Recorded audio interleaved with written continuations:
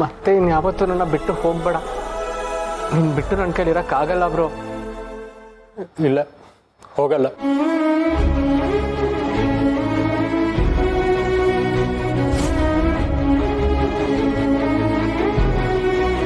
ಇನ್ನೇನೇ ಜಗಳ ಆಗಲಿ, ಎಷ್ಟೇ ಮನಸ್ತಾಪ ಬರಲಿ, ನಾನು ಏನೇ ಮಾತಾಡಲಿ, ನೀನು ನನ್ನ ಬಿಟ್ಟು ಹೋಗಲ್ಲ ಅಂತ ನಂಗೆ ಪ್ರಾಮಿಸ್ ಮಾಡು.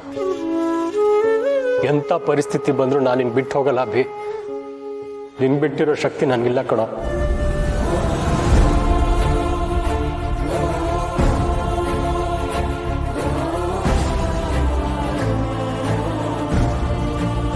ಅಮ್ಮ ಹೋದ್ಮೇಲೆ ನನ್ನ ಕೈ ತುತ್ತು ನೀನು ತಿಂದಿದ್ಯಾ, ನಿನ್ನ ಕೈ ತುತ್ತು ನಾನು ತಿಂದಿದ್ದೀನಿ.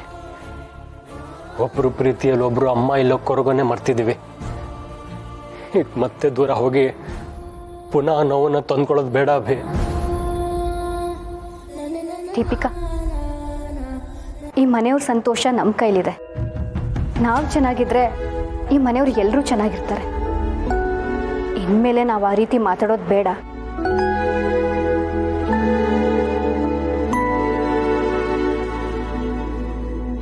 ಇಬ್ಬರಲ್ಲಿ ಯಾರೇ ತಪ್ಪು ಮಾಡಿದ್ರು ಇನ್ನೊಬ್ರು ಅದನ್ನ ಅರ್ಥ ಮಾಡ್ಕೊಂಡು ಕ್ಷಮಿಸ್ಬಿಡೋಣ. ನನ್ನಿಂದ ನಿನ್ಗೇನಾದ್ರೂ ಹರ್ಟ್ ಆಗಿದ್ರೆ ಸಾರಿ.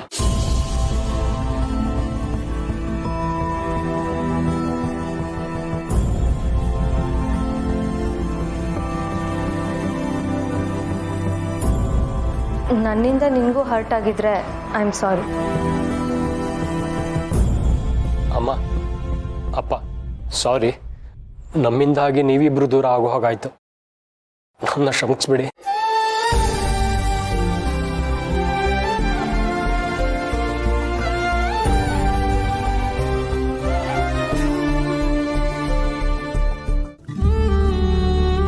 ನಾವಿಬ್ರು ಹತ್ರ ಇರ್ತೀವೋ ದೂರ ಆಗ್ತೀವೋ, ಆದ್ರೆ ಮಕ್ಕಳು ದೂರ ಆದ್ರೆ ತಂದೆ ತಾಯಿಗಳು ತುಂಬಾ ನೋವು ಪಡ್ತಾರಪ್ಪ.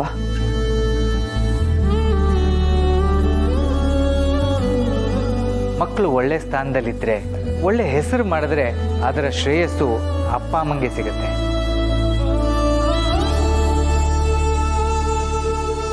ಅದೇ ಥರ ಮಕ್ಕಳು ತಪ್ಪು ಮಾಡಿದಾಗ ಕೂಡ ಅದರ ಹೊಣೆ ಅಪ್ಪ ಅಮ್ಮನ ಮೇಲೇ ಬೀಳುತ್ತೆ.